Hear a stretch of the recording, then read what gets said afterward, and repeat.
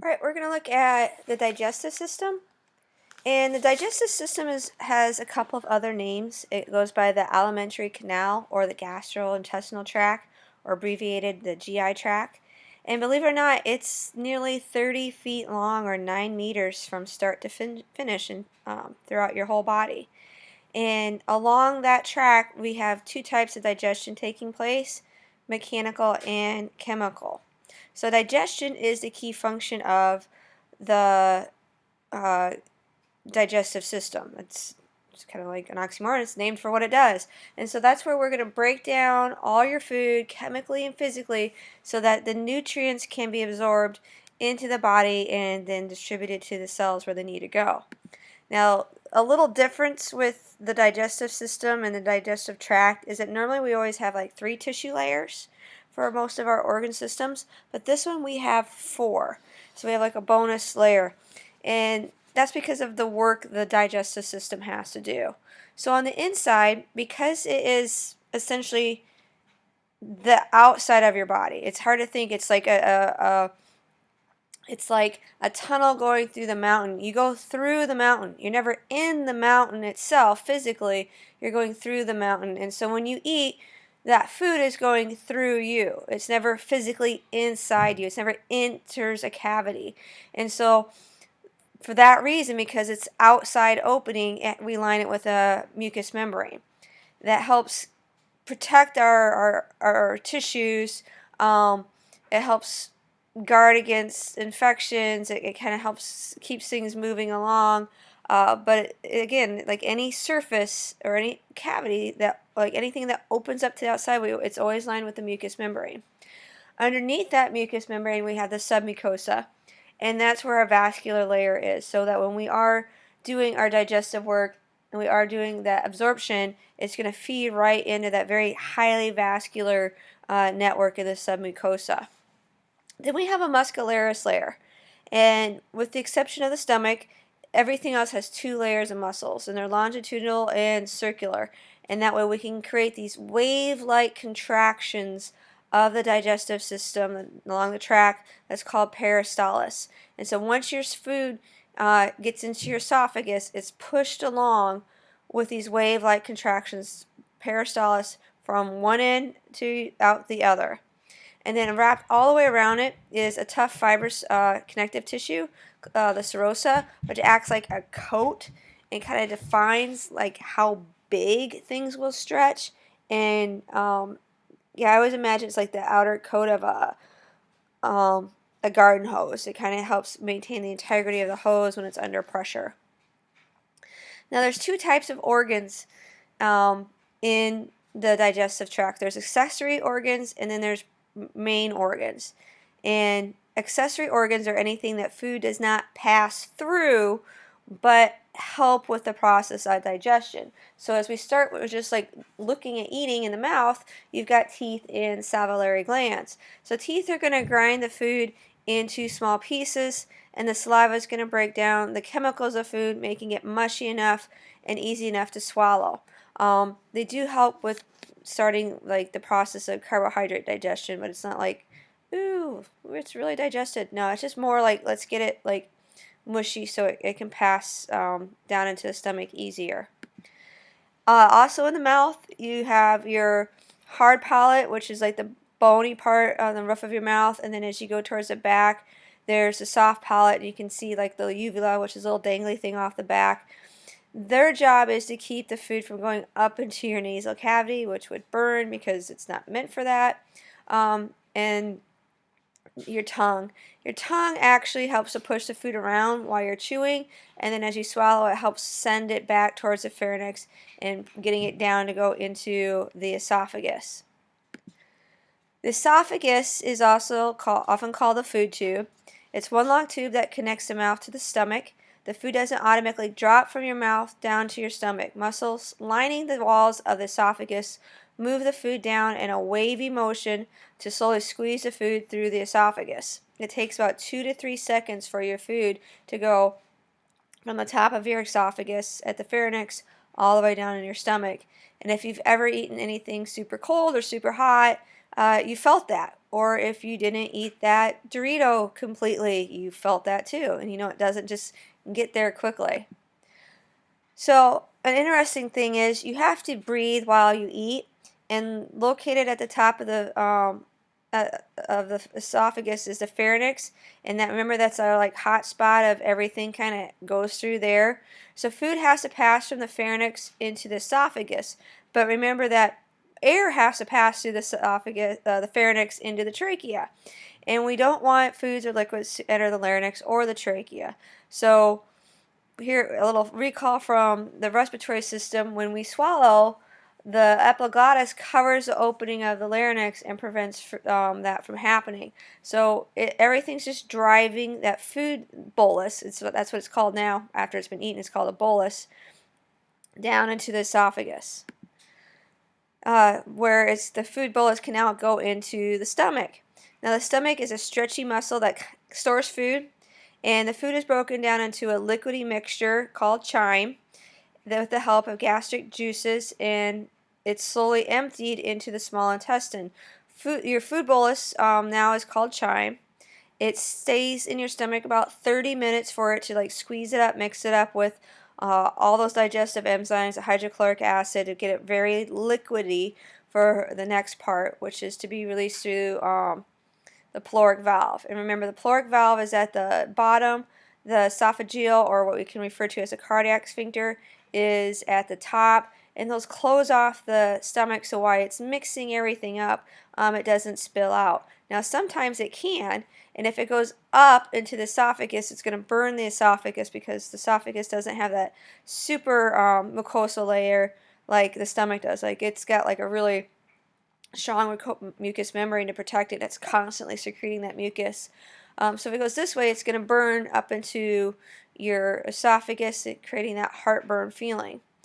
When it's time's up, though, it's going to go through the caloric valve into your small intestine, and that's a long tube that's about 22 feet long in the average adult. It is responsible for breaking down food even more so your body can absorb the essential nutrients. So carbohydrates, fats, and proteins are going to be broken down in the small intestine, whereas in the stomach, you're looking at mainly protein digestion occurring here. So everything we've been looking at, the esophagus, the stomach, small intestine, those are main organs, okay, because the food does pass through. But to help support that, we have other organs that are going to assist with that, which is the pancreas, the gallbladder, and the liver. Now, all three of those organs make the food into a liquid that is easily absorbed by the blood, and any waste from that food that is not able to be absorbed by the blood leads to the large intestine.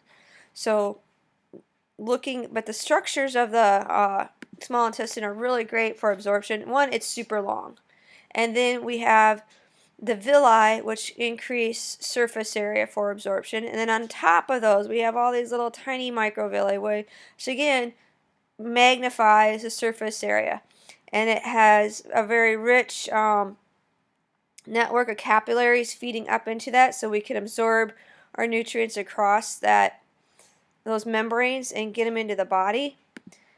Absorption is key. It's the passage of a substance through a membrane into the blood, and that's, if you look at the interior of the small intestine, that's how it rolls. It's basically what it does, is to absorb all that stuff. When we were examining the rat, we saw that mesentery membrane, and you can just see it's like funneling all the blood out into the small intestine and back into the body, so we can get those nutrients where we want them to go. So when we look at the small intestine, it has three parts. It has the duodenum, the duodenum, and the ileum. The duodenum is right off the top of the stomach, and that's where most of your digestion and absorption take place, is right there. You got the liver, gallbladder feeding bile into it. You've got the pancreas feeding its digestive enzymes into it. Everything's liquidy. It's just right there is the key part to your digestion. So looking at those accessory organs that make this possible, one is the liver. Now the liver makes bile, and bile is going to break down fat. Now we know the liver has other roles. It detoxifies the blood because it filters it, it stores certain nutrients and minerals, but for the digestive function though is to make secrete bile. So, and then that bile is going to be stored in the gallbladder, and the gallbladder sits right underneath the small intestine, and it holds it in there. And then as the stomach releases chyme into the small intestine, the gallbladder releases bile through the bile duct, and then it can work with mixing with that liquid and fully just breaking it down. So another, it's not, you don't need your gallbladder to live. Some people get stones that block that duct and become very painful, and so they'll remove that, and then your liver just kind of drips bile without any regulation into the small intestine. Then you have your pancreas. We know the pancreas is part of the endocrine system with it regulating blood sugar through releasing insulin. But it serves with the digestive system too, and that creates a bunch of enzymes. Some are secreted up into the stomach, a lot go into the small intestine, and it really supports our digestion all around. Another thing it releases as the chyme comes in from the stomach, it has a very high pH because the stomach has a very not a high, a low, high acidity, low pH, like a pH around 2. So it's very acidic. It goes into the small intestine. We need to neutralize those acids, so it secretes sodium bicarbonate, and that helps neutralize all those acids because that's a basic, very basic type of substance. So now we're back to our primary or main organ with the large intestine. So we've worked through all those feet and feet and feet of the small intestine. The small intestine is very long, but it's called the small intestine because it has a very small diameter. Vice versa, the large intestine is called the large intestine because it has a very large diameter, but it's super short. It's only about 5 feet long on the average adult. And there's a tiny tube with a closed ending coming off of it where the small intestine and the large intestine meet, and that's your appendix. A lot of debate on what it does. Most people, they don't really know yet. So what happens in the large intestine is now I need to make sure that everything's fully broken down and I get everything good out of that chyme that I want and get it into the body as best I can. And then really it's about packing that waste that won't be digested into poo. And so it's like wringing it out, like you would take a rag and just wring it out. It's wringing out the water, it's wringing out the salts, any leftover vitamins or minerals, and then it's squeezing on it and it starts creating your poop. And if you want a healthy intestine, then you need to be eating fiber, which is recommended 25 grams of fiber a day. And that fiber is essential for the large intestine to squeeze against. And if your large intestine doesn't have anything to work against to squeeze, it can cause inflammation that can become chronic. It can create polyps from the inflammation, and those polyps can become cancerous. So again, if you want your body to work right, you got to give it the right resources. So here's the large intestine. It's also referred to as the colon. Here's the appendix. The small intestine hooks up right about here, and your colon kind of wraps around your abdominal cavity. It goes up one side, and that's referred to as the ascending colon. It goes along your diaphragm, that's your transverse colon, and then it comes down the other side, that's your descending colon, and then you've got your rectum, which is the last storage spot for your poop before it passes out through your anus. Now, like any cavity, we have membranes lining it.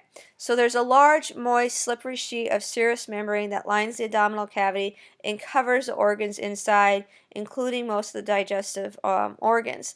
This allows things to kind of move without rubbing, hurting.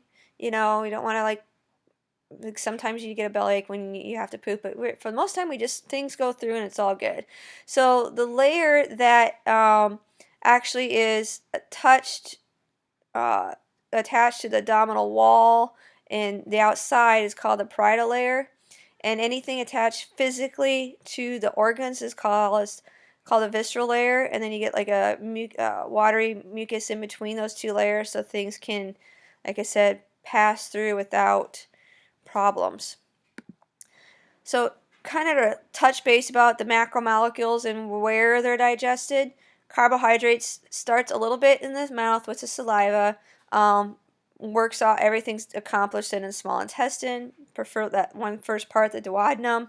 Protein starts in the stomach because those peptide bonds are pretty tight and they take a little work to start pulling apart, but it's going to finish in the small intestine well. And then fat happens in the small intestine thanks to bile. So that's our digestive system. Questions, make sure you speak with your teacher.